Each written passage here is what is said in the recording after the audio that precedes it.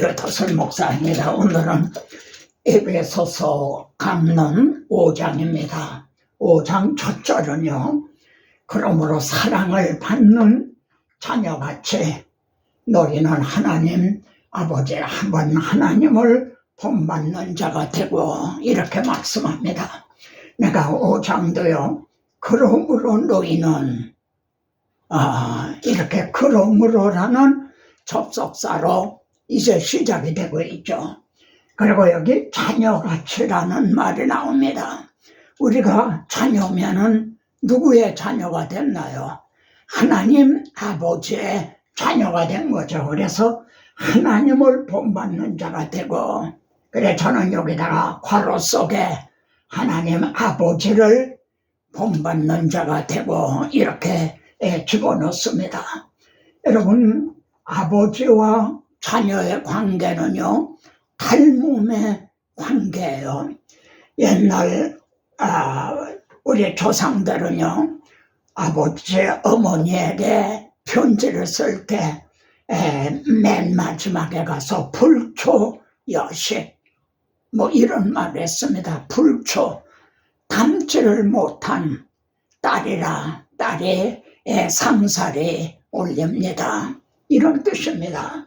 옛날 분들은 자녀가 부모님을 닮지 못한 거, 여기에서요, 사랑을 받는 자녀같이 너희는 하나님 아버지를 본받는 자가 되고, 어떤 마음이 드십니까?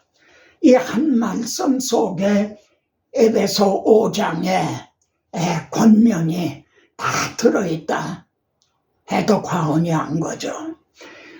그리고 지금 분명 에베소서는 크게 두 부분으로 나누어져 있다고 그랬죠. 1장부터 3장까지는 성부, 성자, 성령, 삼위일체 하나님께서 행해 주신 일을 이제 전했습니다. 그리고 4장, 5장, 6장은 그러므로 형제들아, 우리가 해야 될 지금 윤리를 말씀하고 있는 중이죠. 그러니까 5장도 분명히 우리들에게 권면하는 윤리입니다.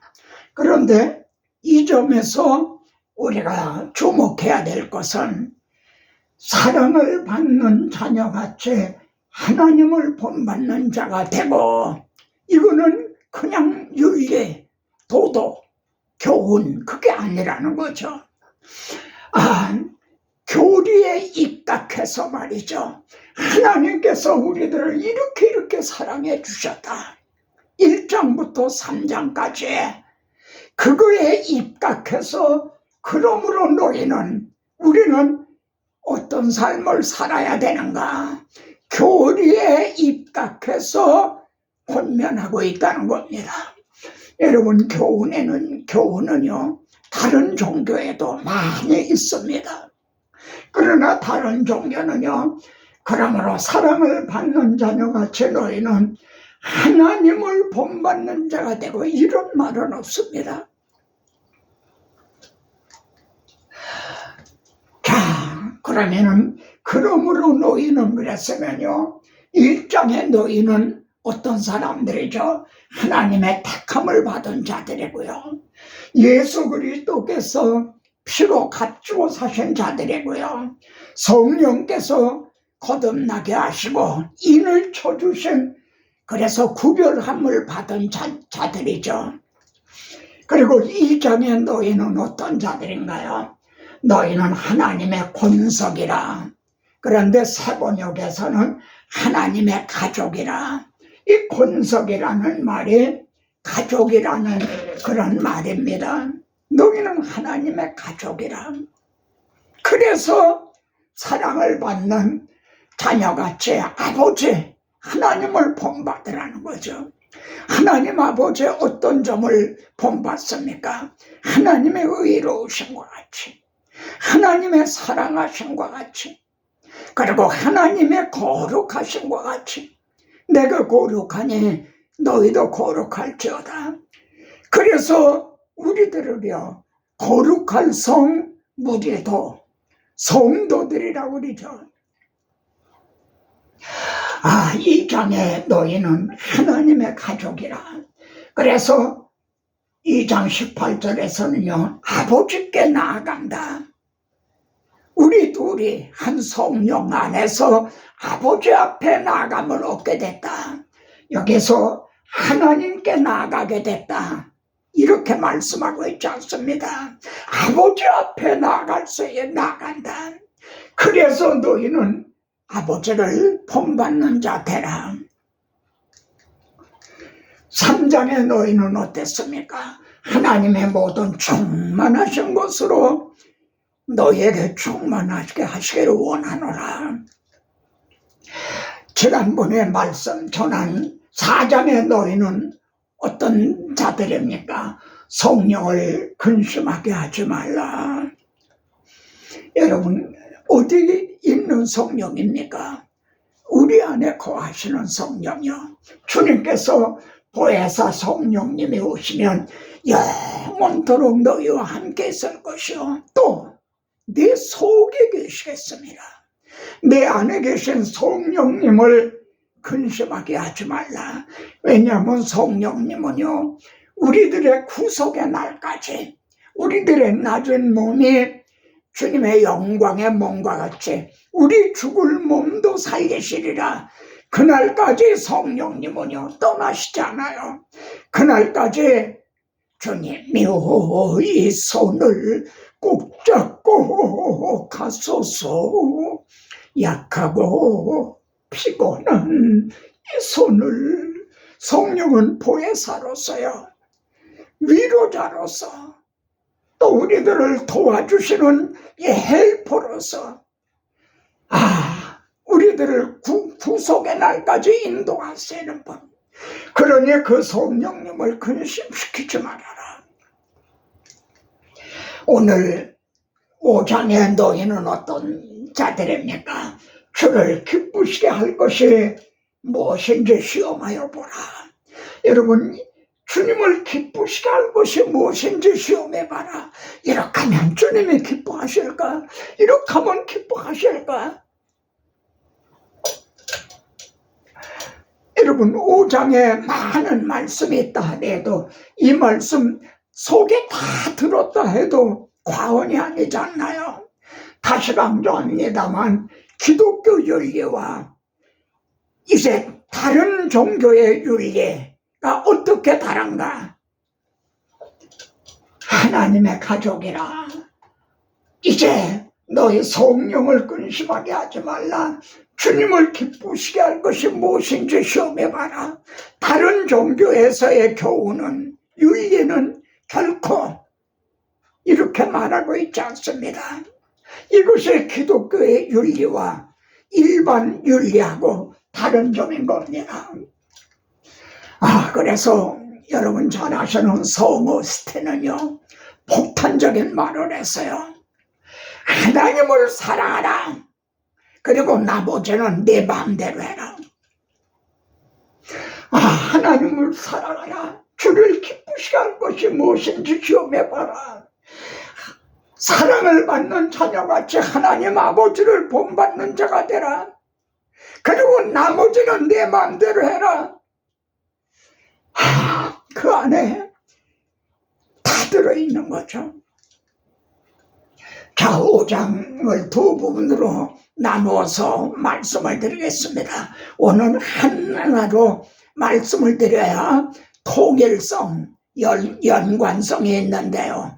이게 좁잖아요. 공간이 좁아서 한 번에 다 집어넣을 수가 없어서 두 부분으로 나눠서요. 1장부터 21절까지요. 여기는 주를 기쁘시게 할 것이 무엇인지 시험해봐라. 이 말씀이 중심이라 할 수 있죠. 여기 제가 너희를 그리고 너희가 제가 초록색으로 이렇게 표시를 했습니다. 지금 4장, 5장, 6장은 우리에게 권면하는 말씀이죠. 너희는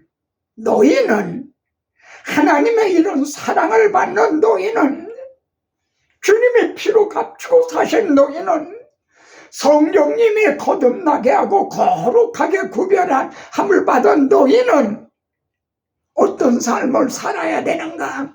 그래서 제가 너희는 이렇게 초록색으로 이제 표시를 해봤어요. 너희는 하나님을 본받는 자가 되고 너희도 사랑 가운데서 행하라. 왜요? 주님이 우리를 사랑해서 자기 목숨을 주셨잖아요. 사람의 친구를 위해서 목숨을 버리면 이에서 더 큰 사랑이 없나니, 주님은 우리들을 위해서 목숨을 버려주셨잖아요. 그 사랑을 입은 것 같이 너희도 사랑 가운데 살아라. 너희 중에서 그 이름조차도 부르지 말라. 행하기는 그냥 음행과 온갖 더러운 것과 탐욕, 이런 것들은 행하기는 그냥 이름도 부르지 말라.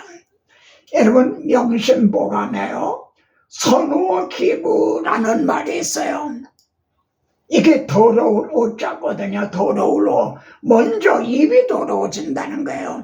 입으로 음행과 온갖 더러운 거, 그런 걸 말하면 말하는 내 입이 먼저 더러워진다는 거예요. 그러니까 그 이름조차도 부르지 말라는 거예요. 명심보감이라는 그런 데서도 그렇게 교훈한다면, 하물며 하나님의 자녀 성도들인 우리들이 어떤 삶을 살아야 되는가? 이거는 성도에게 마땅한 바니라. 그렇게 살면 저 사람은 경건이 대단해, 저분의 영성은 아주 대단한 사람이야, 흔히 그렇게 말하겠죠. 근데 성경은요, 이는 성도라면은 마땅한 바라는 거예요. 이건 당연히 특별한 게 아니라 당연히 해야 된다는 얘기죠. 너희를 속이지 못하게 하라는 말씀이 나옵니다. 너희를 속이지 못하게 하라. 제 고민이 이 안에 있습니다. 요즘 우리들은 쉽게 소천했다 이런 말을 하잖아요. 그분이 정말 이제 거듭났는지, 정말 이제 주님을 기쁘시게 해드리고 그런 분인지, 그런 거는 상관없이 그저 시득하면 소천했다. 근데 정말 하나님 나라에 가보면 그분이 없으면 어떡할 거예요? 너희를 속이지 못하게 하라. 그래서요, 예수 믿으면 구원 얻는다 그러죠. 근데 구원 얻는 믿음이 어떤 믿음이냐는 거죠. 구원에 이르는 믿음이 어떤 믿음이냐? 너희를 속이지 못하게 하라.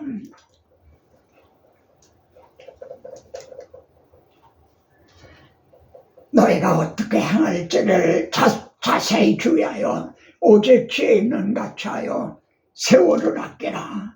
때가 악하니라. 때가 악하니라. 세월을 아끼라는 말은 기회를 잡아라. 기회를 잡아라. 원어적으로는 그런 뜻입니다. 기회를 잡아라. 인생은 기회의 연속이라고 할 수 있죠. 쉽게 말하면 시간을 아끼라, 이런 얘기입니다. 시간을 아끼라. 오직 주의 뜻이 무엇인지 이해하라. 주님을 기쁘시게 해드리려면요, 이렇게 하는 게 주의 뜻인지, 주의 뜻을 분별할 수 있어야 되겠죠. 주의 뜻이 무엇인지를 분별할 수 있어야 주님을 기쁘시게 해드릴 수가 있겠죠. 오직 성령으로 충만함을 받으라. 참 많은 분들이 이 말씀을 굉장히 강조하고 또 좋아하죠. 오직 성령 충만함을 받아라. 이 점을요, 에베소서하고 함께 기록한 골로새서에서는 말씀이 풍성히 너에게 거하여, 한마디로 말씀 충만, 이렇게 얘기를 합니다. 여러분, 성령 충만과 말씀 충만은 동전 앞뒤와 같은 하나인 겁니다. 말씀, 성령 충만, 말씀 충만. 성령은 말씀을 통해서 역사하신다. 그러면은 여러분, 왜 성령 충만함을 받기를 원하시나요? 형제도 성령 충만함 받기를 원하시겠죠. 왜 그러나요? 대답 좀 해보세요. 왜 성령 충만함 받기를 원하시나요? 첫째요, 시와 찬송과 신령한 노래들로 너의 마음으로 주께 노래하며 찬송하며. 왜요? 왜 성령 충만해놔야 해요? 신령과 진리로 예배드리기 위해서요. 그 안에 말씀이 충만하고 성령이 충만한 사람들이 드리는 예배, 그들이 부르는 찬송, 그들이 대표 기도하는 기도, 그건 다르다는 거죠. 아시겠습니까? 성령이 충만하고 말씀이 충만한 사람이 드리는 하나님 앞에 받으실 만한 예배를 드리기 위해서요. 찬양하라 내 영혼아, 내 속에 있는 것들아. 그래서 성령 충만함의 첫째는 하나님이 받으시기에 합당한 예배를 드리기 위해서요. 여러분, 우리가 예배를 드리기만 하면 하나님은 덮어놓고 받으시는 그런 하나님이 아니십니다. 그 대표적인 예가 있잖아요. 가인의 예배는 받지 않으셨잖아요. 구약시대 많은 제물을 드렸지만 너희는 내 마당만 밟을 뿐이라 나는 하나도 받지 않는다.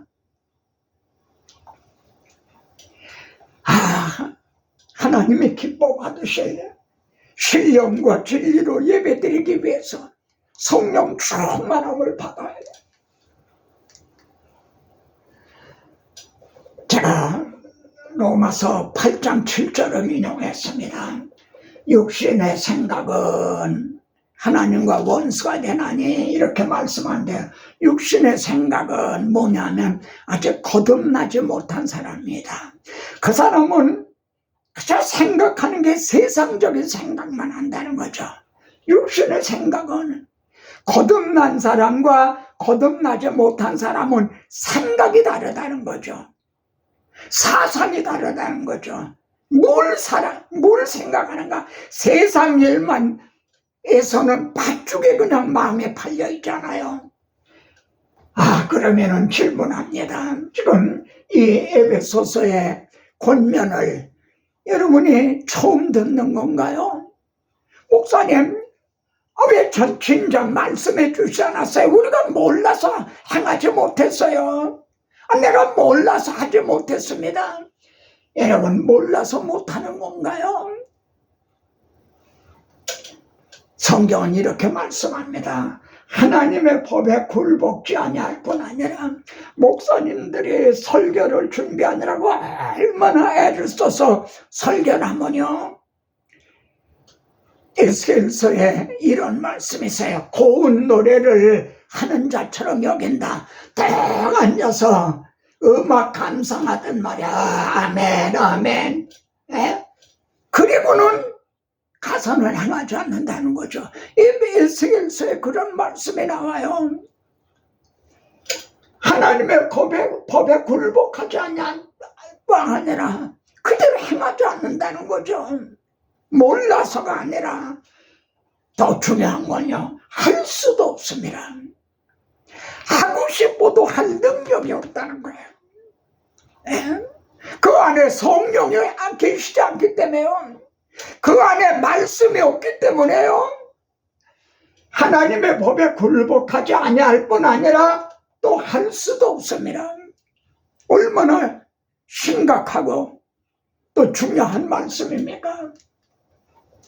두 번째, 22절부터 33절이요. 아까 앞부분에서요, 5장 18절에서 오직 성령의 충만함을 받아라 그랬죠. 왜 성령 충만함을 받아야 돼요? 첫째는 하나님 앞에 신령과 진정으로 찬양도 하고 기도도 하고 예배드리기 위해서요. 그러면 왜 성령 충만함을 받아야죠? 여기 보세요. 아내들이요 그럽니다. 이 아내들이 누군가요? 세상 아내들을 얘기하는 건가요? 그리스도인 아내들에게 얘기하는 거예요. 그리스도인 아내 노릇을 하기 위해서는 성령 충만함을 받아야 가능해요. 성령 충만, 그리고 말씀 충만, 말하자면 성숙한 그리스도인이 돼야만 그리스도인 아내 노릇을 할 수 있다는 거예요. 두 번째는요, 남편들아 그럽니다. 그리스도인 남편 노릇을 하기 위해서는 성령 충만, 말씀 충만, 그래서 어린아이가 되지 말고 성숙한 그리스도인이 돼야만 이렇게 천사의 말같이 하는 저도요. 아내가 먼저 갔잖아요. 저녁에 낮에는 이렇게 잡된 생각할 여지가 없어요.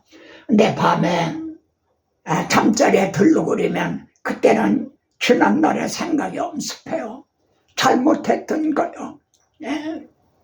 내가 정말 그리스도인 남편 노릇을 잘하지 못했던 거. 이제 내가 다시 결혼을 한다면 좀 달라질까? 왜 성령 충만함을 받아야 됩니까? 이런 그리스도인 아내, 그리스도인 남편, 그런 가정들이 모인 곳, 그것이 영광스러운 교회가 되는 거죠. 여러분, 교회가 뭡니까? 가정들이 모였잖아요. 우리 교회는 10가정이야. 우리 교회는 100가정이 있어. 근데 그 가정들이 말입니다. 그 아내들이, 남편들이 성령 충만, 말씀 충만한 그런 분들이 모이면 영광스러운 교회가 되는 거죠. 주님은 그렇게 세우려고 그러십니다. 자기 아내 사랑하기를, 자기 아내를 사랑하는 자는 곧 자기를 사랑하는 것이니라. 왜냐하면 아내와 남편은 머리와 몸의 관계거든요. 그러니까 아내를 사랑하는 것이 곧 자기를 사랑하는 것이다. 그러다가 말입니다. 지금 보세요. 나는 그리스도와 교회에 대하여 말하노라. 지금 누구에 대해서 말하고 있는 중이죠? 아내들이요, 남편들이요. 이들에게 권면하고 있는, 교훈하고 있는 중이에요. 그러다가 바울은요, 신랑 되시는 예수 그리스도, 우리들의 남편되는 신랑 되시는 예수 그리스도와 신부되는 그리스도의 배필 아내 되는 그리스도와 교회에 대해 말하노라. 바울의 머릿속에는요, 그냥 이 복음이 꽉 차 있는 거예요. 한마디로 복음에 미친 사람인 거죠. 바울 자신도 그래요. 내가 미쳤어도 하나님에 대해 미쳤다. 나는 복음에 미친 사람이다. 지금 아내들이요, 남편들이요, 권면을 하다가 나는 그리스도와 교회에 대해 말하노라. 그러니까 바울은 수사학적인 무슨 그런 거는 관계없어요. 어떻게 하면은 이걸 말씀을 바로 전할까? 우리 주님이 말입니다. 오직 양육하여 보호하기를 그리스도께서 교회에게 한같이 하나니. 그리스도는 머리 아니에요. 그리고 교회는 몸이 아니에요. 몸이죠. 그러니까 주님이 몸된 교회를 사랑하는 것이 누구를 사랑하는 것이 되나요? 자기를 사랑하는 게 되는 거죠. 그렇잖아요. 남편이 아내를 사랑하는 것이 곧 자기를 사랑하는 것이다. 주님의 교회를 사랑하는 것이 곧 몸된 자기를 사랑하는 거다. 그러다가 나는 그리스도와 교회에 대해 말하노라. 아주 그냥 거기에 빠져 들어가는 거죠. 여기 보면 그의 아내와 합하여 그 둘이 한 육체가 될지니 이 말씀을 하다가 이 비밀이 크도다. 뭘 생각했나요? 어느 말씀을 생각했길래 그의 아내와 합하여 그 둘이 한 육체가 될지니 그러다가 이 비밀이 크도다. 뭘 생각했기 때문에 이렇게 비약을 하는 건가요? 바로 이겁니다. 그들이 한 육체가 될지니 이 비밀이 크도다. 뭘 생각했죠? 창세기 2장입니다. 하나님께서 말이죠. 남자가 부모를 떠나 그의 아내와 합하여 둘이 한 몸을 이룰지로다. 이렇게 말씀했잖아. 이 말씀을 통해서 바울은 말이죠. 주와 합하는 자는 한 영이니라. 이 비밀을 깨달은 거예요. 가만히 서보세요. 제가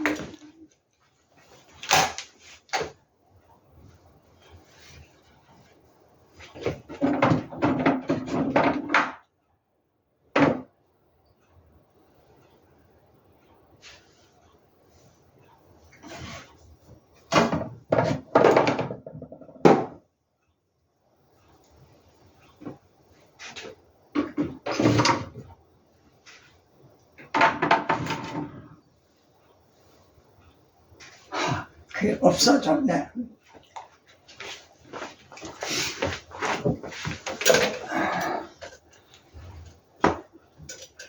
제가 중국에 가서 이 말씀을 전할 때요. 실물교육을 했어요. 거기서 돌이 있는데 이렇게 쫙 떨어지더라고요. 그래서 이걸 가지고 설명하면 되겠다. 그래가지고는 하나님께서 아담 하나였죠. 근데 아담 하나를 이렇게 둘로 만드셨잖아요. 그리고 여기서 멈춘 게 아니라 둘이 합하여 하나가 되게 하라. 제가 그 돌을 가져왔었는데 누가 그걸 청소하느라고 없애버리는 것 같으네요. 남자가 부모를 떠나 그의 아내와 합하여 둘이 한 몸을 이룰지로다. 이 말씀을 통해서 신랑 되신 그리스도와 신부 되는 우리를 둘이 합하여 한 몸을 이루게 한 주와 합하는 자는 한 영이니라. 제가 책에서 이렇게 쓴 적이 있습니다. 누군가가 기독교가 뭐요? 한마디로 대답해 보시오. 내게 묻는다면 나는 이렇게 대답할 것이다. 나는 주님 안에, 주님은 내 안에. 이게 기독교다. 여러분, 하나님께서 나를 택하셔서 그리스도 안에다 집어넣어 주셨어요. 그래서 주님이 십자가에 못 박히실 때 함께 못 박히고 함께 죽고 함께 장사 지냈다가 부활하실 때 함께 부활해서 주님이 승천에 하나님 우편에 앉아 계실 때 함께 하늘에 앉히셨다. 이것이 나는 주님 안에요. 그런데 그 후에 주님은 내 안에 그리스도의 영 성령으로 오셔서요. 나를 의의 병기로 도구로 삼아서 지금 역사하신다는 거죠. 그래 바울은 잊어버려.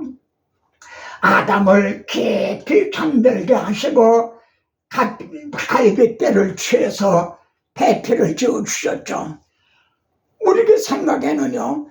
흙으로 또 배필을 지어줄 때요. 흙으로 지어주실 것으로 그렇게 예상을 했죠. 그런데 전혀 예상을 뛰어넘게 아담을 잠들게 하고 갈빗뼈를 취해서 배필을 지어주셨다. 하나님 속에는 벌써요. 예수 그리스도를 십자가에 깊이 잠들게 하시고요. 그래서 신부인 우리를 지어주신 거죠. 만약 주님의 십자가를 짓지 않았다면 우리가 그리스도의 신부가 될 수가 있나요? 그게 가능한가요? 그래서 바울은 부활장에서요. 예수 그리스도를 마지막 아담이라고 그래요. 신약 성경에서요. 우리 주님을 마지막 아담이라고 부르는 사람은 이 바울밖에 없어요. 주님은 마지막 아담이에요. 아담이 말입니다. 하와를 보고 이는 내 뼈 중에 뼈요 살 중에 살이라. 이는 기뻐서 외쳤죠. 1차적으로는 아담이 하와에게 한 말이지만 이런 문맥으로 보면 바로 이 말씀은 주님이 여러분을 보실 때 너를 보게 이는 내 뼈 중에 뼈요 내 살 중에 살이라. 내 눈에 너도 아프지 않다. 우리는 이런 사랑을 받고 있는 사람들입니다. 그러므로 너희는 하나님을 본받는 자가 되라. 성령님을 근심시키지 말라. 주님을 기쁘시게 할 것이 뭔지 한번 시험해봐라. 그러므로 하나님이 짝지어 주신 것을 사람에 나누지 못할지니라. 교훈적으로 보면요, 함부로 이혼하면 안 된다는 그런 뜻이 있지만 우리가 성경 신학적으로요, 구속자로 보면은 하나님께서 우리들을 짝지어 주셨어요. 예수 그리스도와. 이걸 누구도 나눌 수가 없다. 누가 우리를 그리스도의 사랑에서 끊으려? 누가 우리를 그리스도 예수 안에 있는 하나님의 사랑에서 끊을 수가 있느냐? 사람이 혼자 사는 것이 좋지 않으니 그래서 그를 위하여 돕는 배필을 지으리라. 여러분, 혼자 사는 게 좋지 않다. 이걸 하나님이 미처 모르셨단 말인가요? 하나님은 아담에게 배필을 지어주시는 걸 통해 마지막 아담 되시는 그리스도의 배필, 이걸 지금 계시하시려고 하는 거죠. 돕는 배필을 지으리라.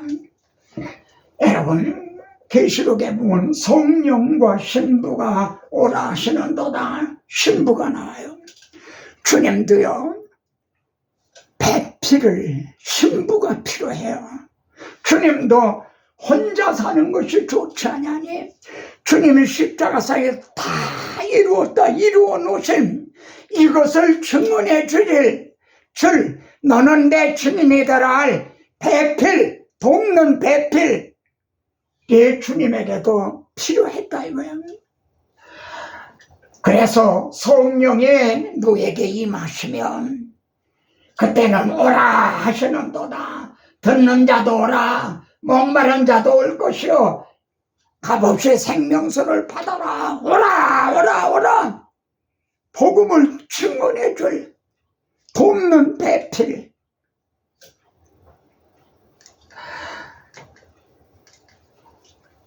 바울은 골로새서에서 그리스도의 남은 고난을 그의 몸된 교회를 위하여 내 육체에 채워넣어라 그럽니다.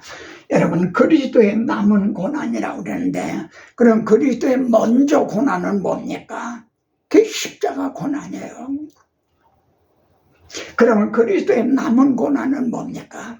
주님이 형제에게 오셔서 형제를 통해서요, 오라 오라 오라 하고 복음을 전해서 증언하는, 복음을 전하다가 고난을 당하고 복음을 전하다가 옥에 갇히기도 하고 돌에 맞기도 하고 복음을 전하다가 순교를 당하는 이것이 그리스도의 남은 고난이에요. 그의 내 육체에 채워넣어라. 주님은 주님의 몸으로 우리들의 대속 죄물이 되주셨죠. 이제는 너의 몸을 하나님 앞에 산 제물로 드리라. 배필 노릇을 하라는 거죠. 그래서 내 속에서 능력으로 역사하시는 역사를 따라 이제 우리들은 홀몸이 아니라는 거죠. 주 예수 내 맘에 오신, 이제 주님이 내 안에 오셔서 남은 고난을 갖게. 그래서 여러분을 주님의 이름으로 냉수 한 그릇 떠준 것도 그 상을 내가 잊지 아니하리라 그러시죠. 내 속에서 능력으로 역사하신 예 역사를 따라 나도 힘을 다하여 수고하노라.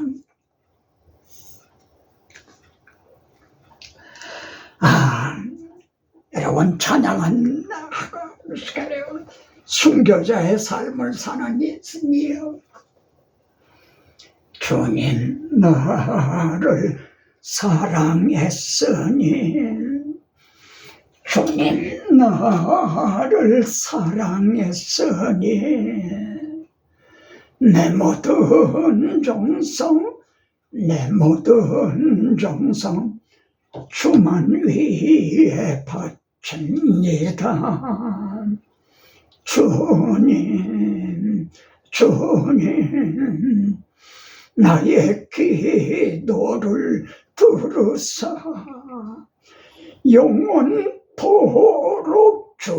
주님만을 사랑하게 하옵소서. 주님 나를 구원했으니 주님 나를 구원했으니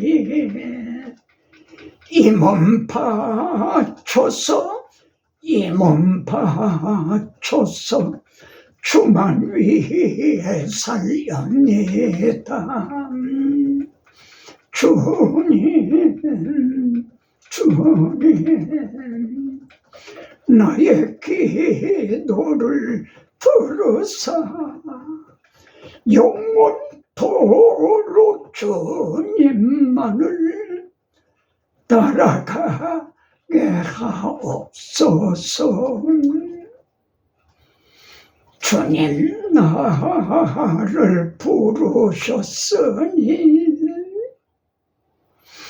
주님 나를 부르셨으니 죽도록 충성 죽도록 충성 주만 증거하오리다. 주님 주님 나의 기도를 들으사 영원토록 주님만을 증언하게 하옵소서. 아멘. 다음 시간에 또 뵙겠습니다.